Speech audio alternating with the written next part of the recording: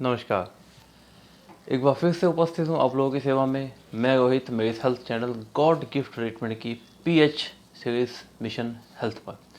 दोस्तों, जैसे कि मैंने अपने पिछले पीएच के वीडियोस में भी बताया और आयुर्वेद के हिसाब से पीछे के काफ़ी सारे वीडियोस में मैंने ये बात बताई है कि मानव शरीर में बीमारियों के उत्पन्न होने के कारण, वो बीमारियां जो शरीर के अंदर उत्पन्न होती हैं, बाहर से बैक्टीरिया वायरस का अटैक हो जाए या कोई अचानक दुर्घटना हो जाए, चोट लग जाए, एक्सीडेंट हो जाए, उसको छोड़ के जो बीमारी शरीर के अंदर उत्पन्न होती हैं उनका सिर्फ एक ही कारण है, अम्ल की अधिकता, यानी कि एसिडिटी। ठीक है, ये फैक्ट है। और इस बात को एलोपैथी चिकित्सा पद्धति के एक मशहूर साइंटिस्ट डॉक्टर एस.पी. सोरेनसन ने भी सिद्ध किया अपने तरीके से, पीएच स्केल बना के। अब पीएच स्केल क्या है, मैंने पीछे अपने 2 वीडियोस में बताया था। यूट्यूब पे बहुत सारी इन्फॉर्मेशन इसके बारे में पड़ी हुई है, बायोलॉजी के, साइंस के स्टूडेंट सभी जानते ही हैं, तो ये कोई नई चीज़ नहीं है। पर अब प्रेजेंट किया है आप लोगों के सामने मैंने भी और बहुत लोगों ने। तो आइए इसके बारे में थोड़ा सा जान लेते हैं। ये एक ब्लड टेस्ट ही होता है। जब इसका लेवल 7 से नीचे आता है तो पीएच का लेवल डाउन होता है, शरीर में बीमारियां बननी चालू हो जाती हैं। जब ये लेवल 7 पे होता है तो नॉर्मल बॉडी चलती है, और जब ये लेवल 7 से ऊपर जाता है बेसिक मीडियम पर, यानी कि क्षार, एल्कालाइन, तो शरीर बहुत अच्छे तरीके से चलता है। उसके अंदर कोई बीमारियां नहीं होती, बहुत शक्ति होती है, फुर्ती होती है। तो दोस्तों, पीछे वीडियो से मैंने आप लोगों को बताया था कि वो क्या क्या कारण है, मतलब क्या क्या लक्षण हैं जो बहुत सारी बीमारियों के आने के पहले ही संकेत देते हैं। 17 सिम्टम्स, 17 लक्षण मैंने ये पिछले वीडियोस में आपको बताए थे। तो अब आगे बढ़ते हुए कि ऐसा क्या किया जाए कि वो जितने भी लक्षण हैं, किसी पे 2, किसी पे 4, किसी पे 1, जो जो लक्षण प्रकट हो गए हैं हर व्यक्ति के ऊपर, तो वो सारे लक्षण कंट्रोल में आए और पीएच का लेवल बढ़े, शरीर में परेशानियाँ ना हो, फ्यूचर में जाके बीमारियाँ ना आए, व्यक्ति अच्छे तरीके से चले। तो उसके लिए क्या करना चाहिए? तो सबसे पहला पॉइंट उसके लिए है कि एसिडिक चीज़ें, समझ गए बात, यानी कि अम्लीय पदार्थ। वो क्या क्या हैं? वर्तमान समय में जितना मैंने स्टडी किया है, सबसे ज़्यादा परेशानी इसी बात की आती है कि क्या खाया जाए, क्या ना खाया जाए। मैं पहले भी अपने वीडियो से बताता हूँ और स्पेशली बता रहा हूँ पूरा चार्ट बना के बाकायदा। ऐसे तो बहुत सारी अम्लीय चीज़ें हैं, परंतु डेली रूटीन में जो चीज़ें हम लोगों के इस्तेमाल होती हैं उसमें क्या क्या चीज़ें हैं जो सबसे ज़्यादा मानव शरीर को नुकसान पहुँचाती हैं, वो ध्यान दे लीजिए। जो जो व्यक्ति चाहता है पीएच का लेवल उसके शरीर में बढ़े, परेशानियाँ कम हो, तो उसके लिए इन सब चीज़ों का इस्तेमाल करना, उसको ख़त्म करना पड़ेगा। सबसे पहले है राजमा।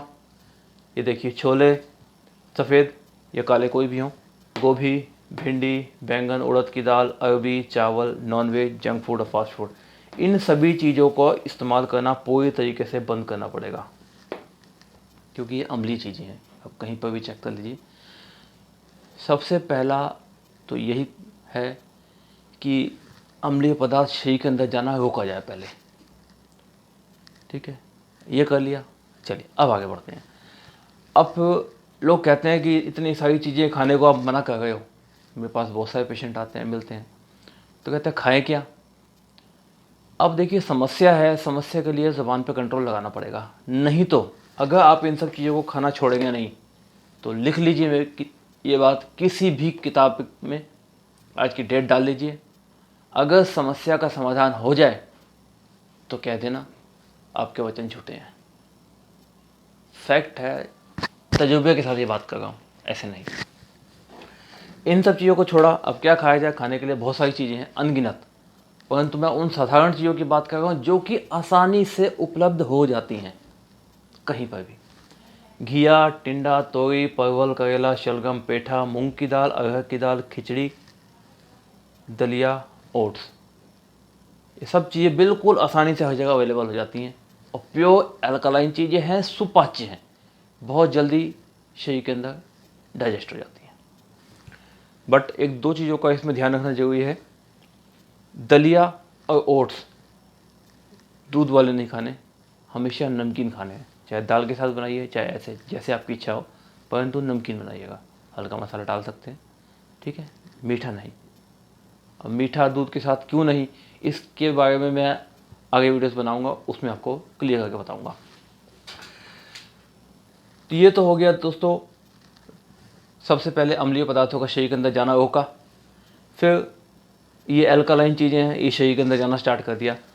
अब इसके पेट तो धीरे धीरे कंट्रोल में आना चालू हो जाएगा, परंतु जो मानव शरीर का जो रक्त है, उसका जो बेसिक ब्लड का कंटेंट है, उसमें बहुत सारी चीज़ें होती हैं। उसमें दो चीज़ें और होती हैं, एक होता है एसिड, एक होता है अल्कलाइन, यानी कि क्षार और अम्ल। तो जो उसका लेवल है, अल्कलाइन का लेवल होता है 80% और एसिड का लेवल रखा है कुदरत ने 20%।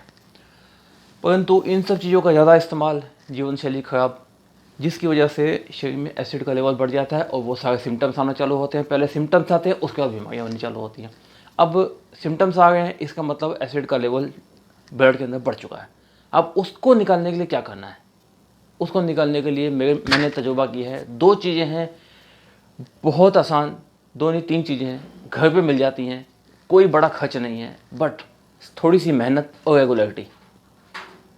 बहुत आसानी के साथ आप सारे सिम्टम्स काबू कर सकते हो और फ्यूचर में आने वाली अपनी बड़ी से बड़ी बीमारियों से बचाव कर सकते हो। क्या चीज़ें हैं समझ लीजिए दोस्तों। आज एक है जीरा, यानी कि क्यूमिन, हर घर में अवेलेबल है। आपको कुछ नहीं करना, 1 गिलास पानी, उसमें 1 चम्मच जीरा डाल दीजिए, उसको पकाइए बिल्कुल धीमी आंच पे, किसी बड़े बर्तन में पकाइए और ढक के पकाइए। सबसे इम्पोर्टेंट बात यह है, ढक के पकाना है। क्यों? जब चीज़ पकेगी उसकी भाप निकलेगी, वो भाप जो है वो सबसे मेन चीज़ होती है। जो हम खोल के पकाते हैं वो सब उड़ जाती है। इसलिए जब भी जीरे का अर्क बनाएं, ढक कर पकाएं किसी बड़े बर्तन में, धीमी आंच पे पकाएं। जब 1 गिलास का पानी आधा गिलास रह जाए तब उसमें 2 चुटकी काला नमक डालें, आराम से बैठ के चाय कॉफ़ी की तरह उसको पिएं। और चाय कॉफ़ी इस्तेमाल करते हैं, सॉरी मैं इसमें लिख नहीं पाया, चाय और कॉफ़ी मैं आपसे अभी नोट कर देता हूँ, टी एंड कॉफ़ी, ठीक है दोस्तों। इसकी जगह जीरा उबाल के पीजिए और जब भी इसको इस्तेमाल करें, खाना खाने से 1 घंटा पहले, 1 घंटा बाद में। दिन में 1 बार पिए इसको, 2 बार पिए, किसी भी प्रकार का कोई साइड इफ़ेक्ट नहीं। जितनी बार पिएंगे बेनिफिट ही बेनिफिट है। और उसके अलावा सौंफ और इलायची का अर्क, सौंफ 1 चम्मच और छोटी इलायची ग्रीन वाली जो होती है उसके सिर्फ 2 पीस, इन दोनों को उबालिए ठीक वैसे ही जैसे जीरा वाला है, धीमी आंच पे। फिर उसके बाद उसको इस्तेमाल कीजिए। अब कई लोग कहते हैं जीरा गर्म होता है, जीरा गर्म तो होता है परंतु बहुत हल्का गर्म होता है। जीरा हर घर में हर सब्जी में डलता ही डलता है, तो इसलिए इसकी गर्म वाली बात को आप मत सोचिए, ठीक है। अब सौंफ है, कई लोग कहते हैं सौंफ ठंडे होते हैं, सौंफ ठंडा है परंतु इलायची छोटी वाली है वो गर्म है। तो इस गर्म और ठंडा जो इनकी ये है तासीर वाली बात है वो न्यूट्रल हो जाती है। बट इनके जो अल्कलाइन तत्व हैं, स्ट्रॉन्ग अल्कलाइन तत्व, जीरा सौंफ इलायची, इन सब चीज़ के अंदर वो तत्व रह जाएंगे, वो जाके धीरे धीरे रक्त के अंदर, ब्लड के अंदर जो अम्लता है, जो एसिडिटी है, जो कि इस pH के लेवल को धीरे धीरे डाउन कर रही है, वो एसिड पेशाब के रास्ते बह जाएगा। अब ये pH का लेवल धीरे धीरे बढ़ना चालू होगा, बढ़ेगा तो जो सिम्टम्स हैं वो ख़त्म होंगे और शरीर डेवलप करेगा, बीमारियाँ कम होंगी, शरीर के अंदर शक्ति स्फूर्ति बढ़ेगी, ठीक है दोस्तों। ये नॉलेज, ये फ़िलहाल एक बेस है और इसके अलावा और बहुत सारी नॉलेज है pH के ऊपर। मैं धीरे धीरे आप लोगों के साथ शेयर करूँगा और इसके बारे में बताऊँगा, दलिया ओट्स मीठा क्यों नहीं लेना चाहिए, सब बताऊँगा आपको। और वो सारी इन्फॉर्मेशन प्राप्त करने के लिए आपको सिर्फ एक ही काम करना है, हमारे इस चैनल को सब्सक्राइब कीजिए, साइड में रेड कलर का जो स्विच है उसको दबा के, और बेल स्विच को ज़रूर ऑन कर दीजिएगा, ठीक है दोस्तों। मिलते हैं अगले वीडियो में, नमस्कार।